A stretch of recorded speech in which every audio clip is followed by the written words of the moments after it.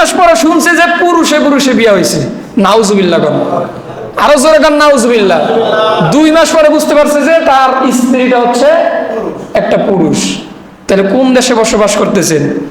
আরো যদি সেই সমকামিতাকে এদেশের আইনে বাস্তবায়ন করতে চায়, আপনার আমার ছেলে সন্তানগুলো চোখের সামনে ধ্বংস হয়ে যাবে, আপনি সব পিতা হয়ে কিছু করতে পারবেন না।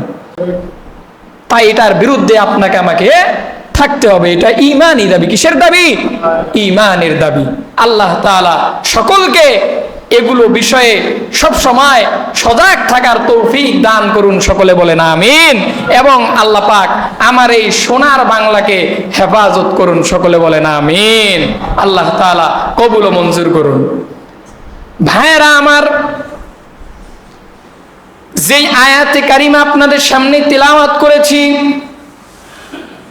আল্লাহ রাব্বুল আলামিন সূরা মুমিনুনের এক আয়াতে কারিমার মধ্যে বলেন, ওয়াল্লাযীনা হুম আনিল লাগwi মুরিদুন। আল্লাহ বলতেছেন, ও বান্দা, তোমরা যেই কাজগুলো করো, জবান দিয়া যেই কথাগুলো বলো, জবানের বেশি কথার থেকে নিজের জবানকে হেফাজত করবা, অর্থাৎ খারাপ কাজ এগুলোর থেকে তোমরা বিরত থাকবা। আল্লাহ তাআলা মানুষকে অনেক অনেক অনেক অনেক নিয়ামত দান করেছেন। কত নিয়ামত দিছে, আপনি আমি আল্লাহর নিয়ামত গণনা করে শেষ করতে পারবো না। কথা বলেন ঠিক কিনা? আল্লাহ তাআলা বলেন, ওয়া ইন তাউদ্দু নি'মাতাল্লাহি লা তুহসুহা। আল্লাহ তাআলা বলতেছেন, বান্দা, তোদেরকে আমি যেই পরিমাণ নিয়ামত দিছি, আমার নিয়ামত গুলো তোরা গইনা শেষ করতে পারবি না। অতএব আল্লাহর এত নিয়ামত, এই আল্লাহর অসংখ্য নিয়ামতের মধ্যে একটা নিয়ামত আল্লাহ আপনারে আমারে দিছেন। সেই নিয়ামতটা হলো এই যে ভাষার নিয়ামত, কথা বলার নিয়ামত। কথা বলেন ঠিক কিনা? এই কথা বলার নিয়ামত আল্লাহ ভিন্ন কোনো মাখলুকরে আল্লাহ দেয় নাই, দিছে। আল্লাহ দেয় নাই।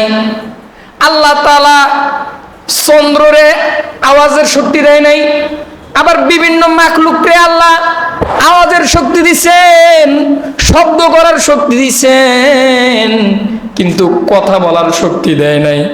কোনোদিন কি দেখছেন যে কয়েকটা গরু আর একটা গরু ওয়াজ করে আর কয়েকটা গরু শুনে? এমন কিছু শুনছেন কোনোদিন? না। কিন্তু এই যে মানুষ, আমি আপনাদেরকে বয়ান করতেছি, আপনারা শুনতেছেন, বুঝতেছেন, এই যে এই নিয়ামত আল্লাহ শুধু মানুষে দিছেন। সুবহানাল্লাহ।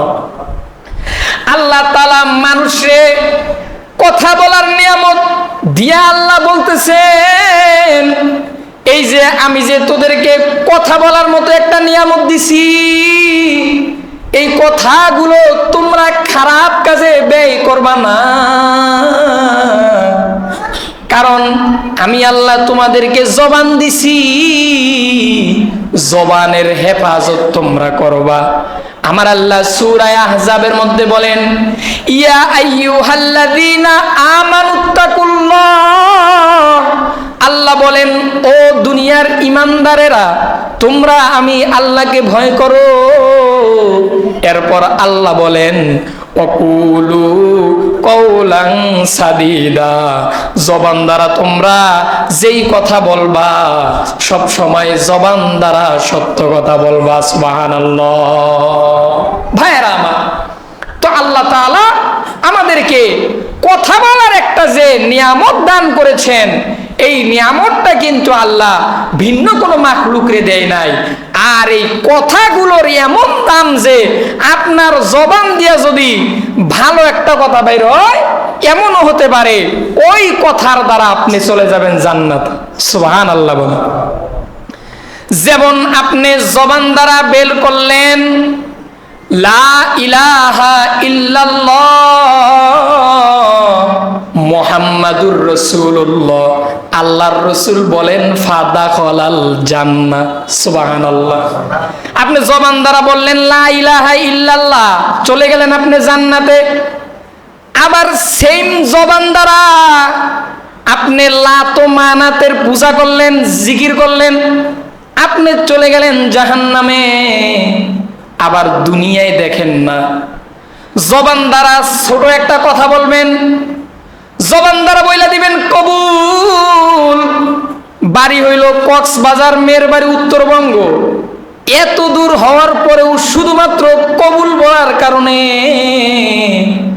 তাদের সম্পর্কটা এমন গভীর হয়ে যায়, একদিন আগে দেখা যারে না যায় ছিল, শুধুমাত্র জবান দ্বারা কবুল বলার কারণে তাদের মোহাব্বত আল্লাহ এমন ভাবে সৃষ্টি করে দিছেন যে এখন তারা একসাথে থাকাটাও নফল ইবাদত। সুবহানাল্লাহ। জবানের পাওয়ার, কথা বলার পাওয়ার। আবার সেম এক জবান দিয়ে 5 সন্তানের জননী হইছে, কিন্তু জবান দিয়া বইলা দিছে তালাক। কি বলে দিছে? তালাক বলার কারণে 5 আর 6 সন্তানের জননী না, শুধুমাত্র জবান দ্বারা তালাক বলার কারণে তাদের সম্পর্কটা বিচ্ছিন্ন হয়ে যায়। আল্লাহ বলতেছেন, মানুষ তোদেরকে আমি কথা বলার এই যে একটা নিয়ামত দিলাম, এই নিয়ামতটাকে খারাপ কাজে ব্যয় করবি না। শুধুমাত্র কি মানুষ জবান দ্বারাই কথা বলতে পারে? মানুষ কিন্তু কলম দ্বারাও কথা বলতে পারে। কথা বলেন ঠিক কি না? শুধুমাত্র জবান না, আমাদের হাতকেও কন্ট্রোল করতে হবে, কারণ লেখার মাধ্যমেও অনেক কিছু করা যায়। এজন্য লেখার জিনিসটাকেও কন্ট্রোল করতে হবে। মনে করেন আপনি ফেসবুকে আন্তাজে একজনের নামে একজনের বিরোধিতা করলেন, না, এটা করা যাবে না। আপনার জবানের কথার হিসাব আল্লাহ নিবেন, আবার আপনার লেখার হিসাবও কিন্তু আল্লাহ নিবেন। আপনি যদি অযথা কারো বিরুদ্ধে লেখালেখি করেন, এটাও কিন্তু আল্লাহর দরবারে আপনাকে হিসাব দিতে হবে। কারণ লেখা এটা কিন্তু কম দামি জিনিস না। আল্লাহ তাআলা পয়গম্বরদেরকে যেই কিতাবগুলো দান করেছেন, এগুলো কিন্তু লেখার মাধ্যমে দান করেছেন। কথা বলেন ঠিক কিনা? কারণ আল্লাহ কলম সৃষ্টি কইরা আল্লাহ একটা সূরার নাম কলম সূরা তৈরি করছেন। 29 নম্বর পারায় আল্লাহ বলেন, নুন ওয়াল কলামি ওয়ামা ইয়াসতুরুন। আল্লাহ কলম সৃষ্টি কইরা আল্লাহ বইলা দিছেন। কোরআন আল্লাহ নাজিল করছেন, কোরআন আল্লাহ লিখার মাধ্যমে নাজিল করছেন, তাওরাত লেখার মাধ্যম, জবুর লেখার মাধ্যমে, 100 সহিহ খানা কিতাবগুলো সবগুলো লেখার মাধ্যমে। এজন্য যারা লেখালেখির কাজে আছেন, লেখার এই জিনিসটাকেও কন্ট্রোল করতে হবে। আপনার লেখার দ্বারা কেউ যেন কষ্ট না পায়, এদিকেও খেয়াল রাখতে হবে। সকলে বলেন ইনশাআল্লাহ। লেখা এটা এমন একটা দামি জিনিস, এটা মানুষের মনের মধ্যে বেশি আকর্ষণ করে। প্রেমিক প্রেমিকাকে যখন চিঠি আদান প্রদান করে, প্রেমিকার থেকে যখন একটা চিঠি পায়, তখন কিন্তু তার অন্তরটা একদম ঠান্ডা হয়ে যায়। কথা বলেন ঠিক কিনা? ঠিক সেই রকম আল্লাহ তাআলা যখন করবি না, ওইটা করবি না, তোরে আমি ভালোবাসি, বান্দাটা যদি আল্লাহর মাহবুব হয়, প্রিয় হয়, তখন বান্দাটাও কিন্তু আল্লাহর সাথে একটা প্রেম হয়ে যায়। কথা বলেন ঠিক কিনা? যেমন আমাদের অনেক বুজুর্গ ছিল যে তারা আল্লাহর রাসূলের একটা হাদিস শুনছে, হাদিসটারে এমন ভাবে আমল করছে। যে একজন বুজুর্গ ছিল, তিনি আল্লাহর রাসূলের একটা হাদিস শুনছে। হাদিসটা কি? আল্লাহর রাসূল বলছেন, ক্বালা রাসূলুল্লাহি সাল্লাল্লাহু আলাইহি ওয়াসাল্লাম, ক্বালা রাসূলুল্লাহি সাল্লাল্লাহু আলাইহি ওয়াসাল্লাম, মান সাকাতা নাজা, মান সামাতা নাজা। আল্লাহর রাসূলের হাদিস, যে চুপ থাকে সে নাজাত পায়। বুজুর্গ এই হাদিসটা শুনছে তো টানা 2 যুগ 21 বছর বুজুর্গ কথা বলে নাই, শুধুমাত্র দুনিয়ায় চলতে আল্লাহর জিকির করছেন, নামাজ পড়ছে, বাড়তি কোনো কথা ওই বুজুর্গের জবান দিয়া বের হয় নাই। বুজুর্গ যখন মারা গেছে, আরেক বুজুর্গ স্বপ্নে যুগে দেখছে যে ওই বুজুর্গ ব্যক্তিরা জান্নাতে চলে গেছে। স্বপ্নে যুগে জিজ্ঞাসা করছে, ভাই কি এমন আমল করছেন যে আপনি জান্নাতে চলে গেছেন?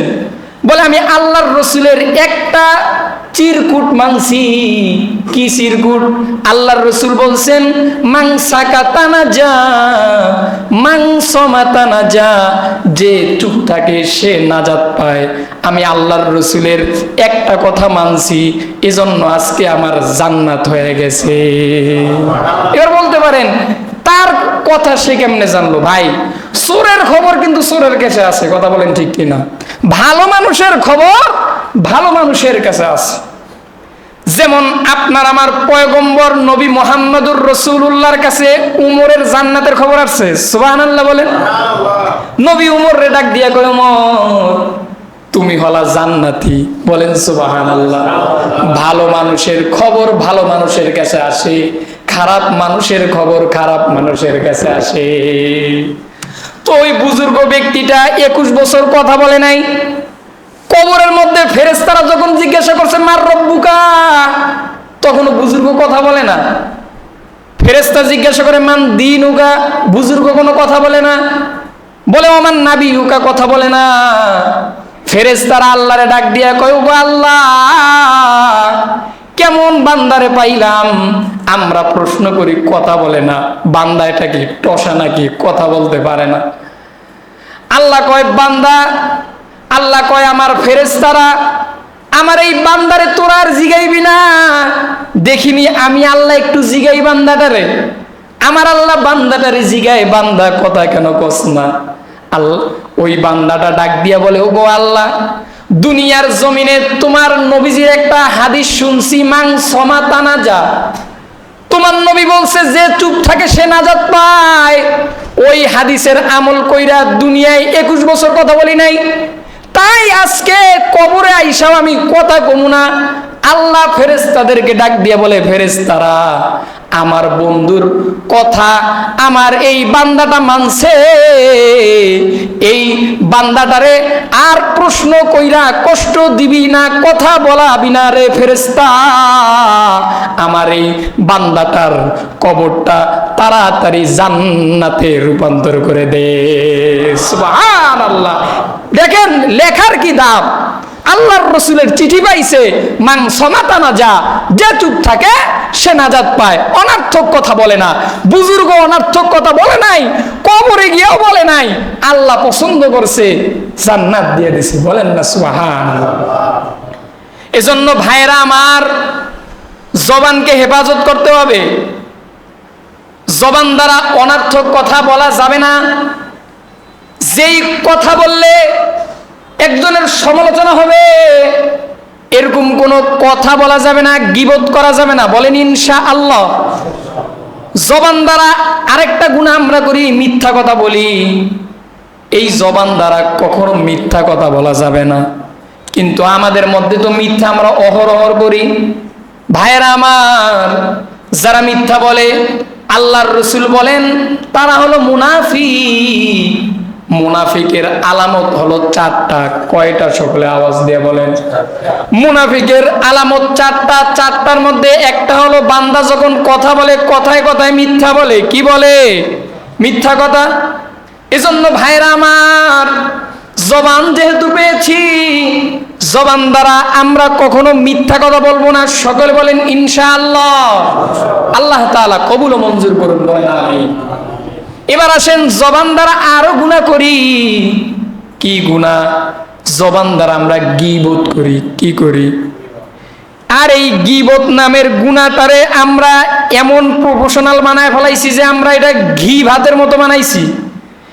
ঘি ভাত মানুষ যেমন পছন্দ করে, গীবতটাকেও মানুষ ওই রকম পছন্দ করে। কথা বলেন ঠিক কিনা? না, গীবত করা যাবে না।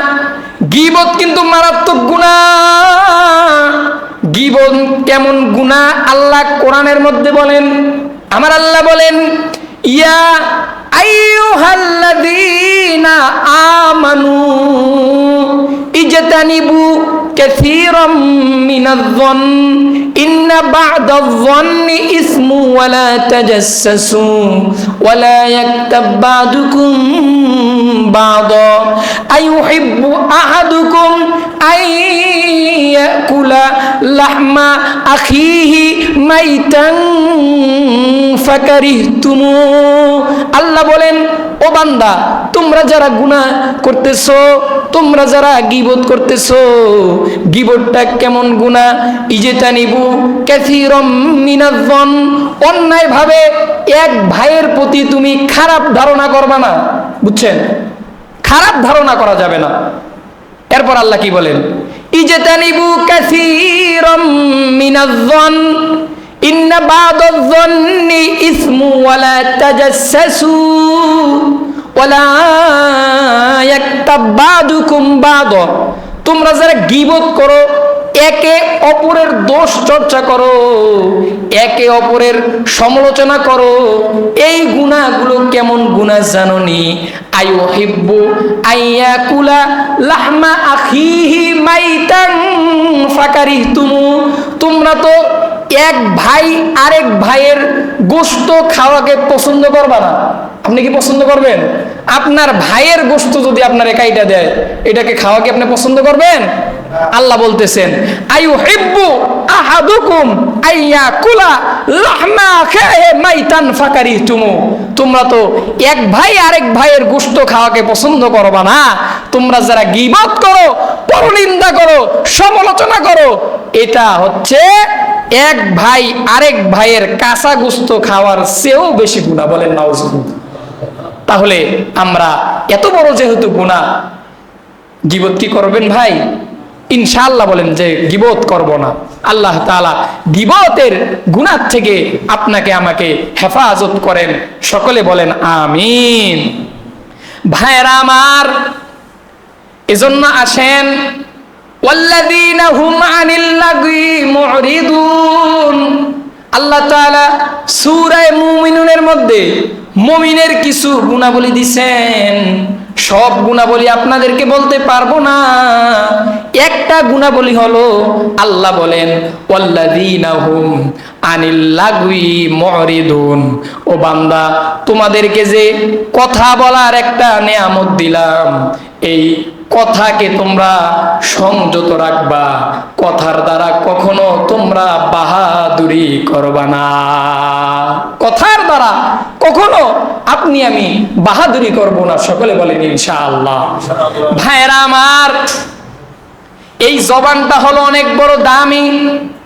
একটা হাদিস শুনেন, আল্লাহর রাসূল সাল্লাল্লাহু আলাইহি ওয়াসাল্লাম হাদিস শরীফের মধ্যে বলছেন, ওয়ালা রাসূলুল্লাহি সাল্লাল্লাহু আলাইহি ওয়াসাল্লাম মাইয়াজমাল্লি মা বাইনা লাহইয়াইহি ওয়া মা বাইনা রিজলাইহি আজমাল্লাহুল জান্নাহ।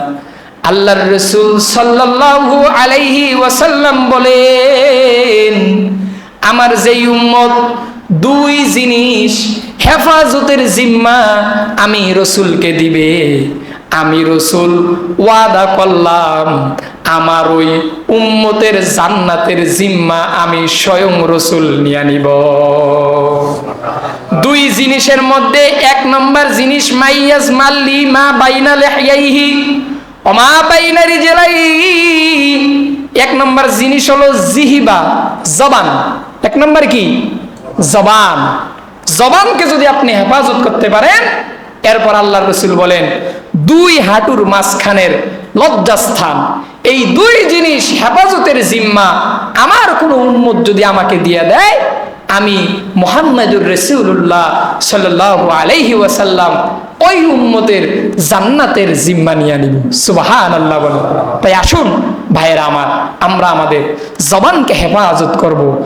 জবান দিয়ে কখনো এমন কোনো কথা বের করব না যে কথায় আমার অপর মুসলমান ভাই কষ্ট পায়। মুসলমান কেন, একজন বেধর্মীকেও জবানের ব্যবহার দ্বারা কষ্ট দেওয়া যাবে না।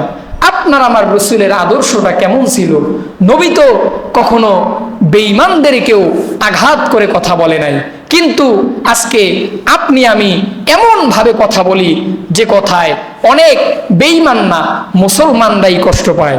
না, আমরা এরকম কোনো খারাপ আচরণ মুসলমানের সাথে করব না। হাদিস শরীফে আছে, আল মুসলিমু মান সালিমাল মুসলিমুনা মিন লিসানিহি ওয়া ইয়াদিহি। আল্লাহর রাসূল বলেন, খাঁটি মুসলমান তো ওই ব্যক্তি যার জবানের ব্যবহার এবং হাতের ব্যবহার দ্বারা অপর মুসলমান নিরাপদ থাকে। বুঝছেন কথা? খাঁটি মুসলমান ওই ব্যক্তি যার জবানের ব্যবহার এবং হাত দ্বারা অপর মুসলমান নিরাপদ থাকে। ভাইরা আমার, তাই আসুন আমরা একে অপরের সাথে এমন আচরণ করব যেই আচরণে আমার মুসলমান ভাই যেন কষ্ট না পায়। ভাইরা আমার, যতটুকু আলোচনা করলাম, আলোচনার মূল বিষয় একটা সবক নিয়ে যাবেন যে জবান দ্বারা কখনো আপনি আমি অনার্থক কথা বলবো না। সকলে বলেন ইনশাআল্লাহ। একটা আমল ভাই, বেশি আমল দেই নাই, গাঁটটি ভরা আমল দিলাম, একটা আমলও করলেন না, কিন্তু একটা আমল দিব। এই একটা আমল করার চেষ্টা করবেন যে আল্লাহর রাসূলের হাদিস, ওই যে ঘটনা বলছি, বুজুর্গ ব্যক্তি একটা আমল শুনা মান সমাতানাজা, এই আমল কইরা কি জান্নাতে চলে গেছে, চুপ থাকছে। মান সমাতানাজা, যে চুপ থাকে সে নাজাত পায়। আপনি চুপ থাকেন, অনার্থক কথা বলবেন না, কারণ অনার্থক কথা বললে কিন্তু এমন সময় এমন এমন কথা বের হয়ে যায়, এগুলোর দ্বারা গুনাহ হয়ে যায়। কি হয়ে যায়? গুনাহ হয়ে যায়। আর দেখবেন যে ব্যক্তিটা কথা কম কয়, চুপ থাকে, কাজের মতো কাজের কথা বলে, কিন্তু অন্য সময় একদম চুপ, ওই ব্যক্তিটা দেখবেন তার গুনাহটাও কম হয়ে যায়। তাই আজকের আলোচনার থেকে একটা সবক নিবেন, কোরআনের আয়াত সূরা মুমিন, ওয়াল্লাযীনা হুম আনিল লাগবি মুরিদুন। আল্লাহর মুমিন, আল্লাহর পেয়ারা বান্দা হলো তারা যাদের মধ্যে এই গুণটা আছে, তারা বেশি আলাপ চারিতার থেকে নিজের জবানকে হেফাজত করে রাখতে পারবেন তো ইনশাআল্লাহ। আল্লাহ তাআলা সকলকে নিজেদের জবানকে হেফাজত করার তৌফিক দান করেন। সকলে বলেন আমিন। আল্লাহ তাআলা আমাদেরকে সকলকে এই অনুযায়ী আমল করার তৌফিক দান করেন। আরেকবার বলেন আমিন। ওয়া আখির দাওয়ানা আনিল হামদুলিল্লাহি রাব্বিল আলামিন।